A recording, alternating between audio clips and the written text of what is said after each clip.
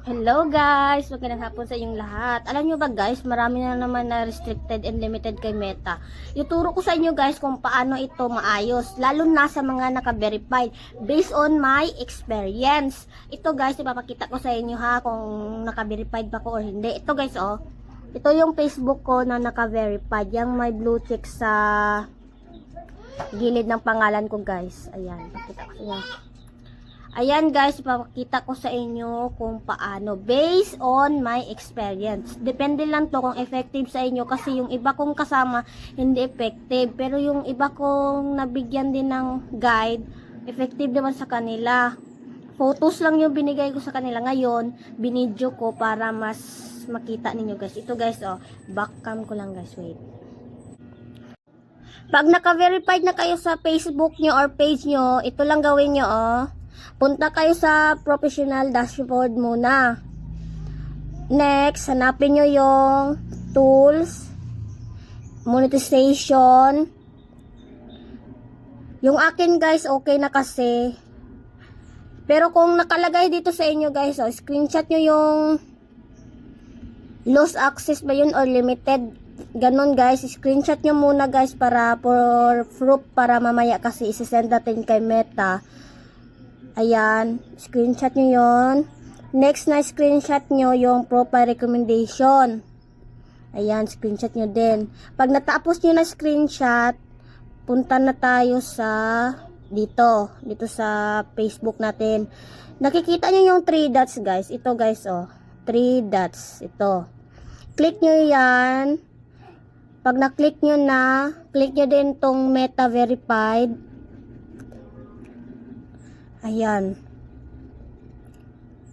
Ito guys, oh. Ito yung lalabas. Ayan, nakikita nyo yung need help. Yung get support, click nyo lang. Click. Tapos ito. Ayan guys, oh. Connect with support. Ayan. Dito na guys, dito nyo na isi-send yung issue or problem nyo kay Meta. Lalo na ha sa mga ka-verified kasi merong agent na mag-reply sa inyo. Priority kasi yung naka blue check or verified, yung naka-subscribe kay Meta. Ayan, click nyo yung photos. Ito guys, oh, pakita natin. Ayan. Tapos, ito. Yan yung in-screenshot natin kanina. Tapos, lagay nyo yung problem nyo. Ayan guys. Basta ayan yung next guys. Isulat nyo lang yung ano yung problema. Bawa, hello. My profile is limited. Please help me. Ayan, pwede na yan guys. Ayan.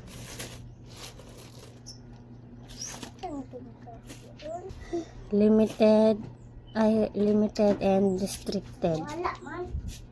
restricted. Ayan. Tapos next nyo lang guys. Next. Ayan. Ayan guys, oh, lalabas yung mga email, phone number natin na gamit natin sa Facebook. Yan yung tapos submit nyo lang guys. Kayo na anong susunod. May lalabas yung pag na-submit nyo na, lalabas yung chat. Ano yun? Chat support ata guys. Basta yun yung lalabas. Ito yung combo namin guys. Kapag na-click nyo yung chat guys, i-message nyo agad guys para ma-replyan kayo nila. Katulad nito guys. So ayan. Kinukulit ko sila para mag-reply sila sa akin. Lagi ko sila ina-update. Ayan, ulit-ulit yung mga message ko para makita nila at papansin. Ayan. Ayan po guys, nag-reply na sila sa akin kung kailan nila ayusan. March 28 kasi ako na limited and restriction. Ayan, April 4, nag-okay na siya guys. 1 week lang ako. Matagal yung iba, 1 day lang na okay na agad. Sa akin, matagal kasi Hindi kasi yun business hours kasi pagka umaga nun, Sabado ata guys, kaya hindi nila maasikaso. Monday pa nila naasikaso ata guys. Ayan guys, close case na. Yun lang guys, salamat sa mga nanood. Sana maging okay na din sa inyo. Bye bye.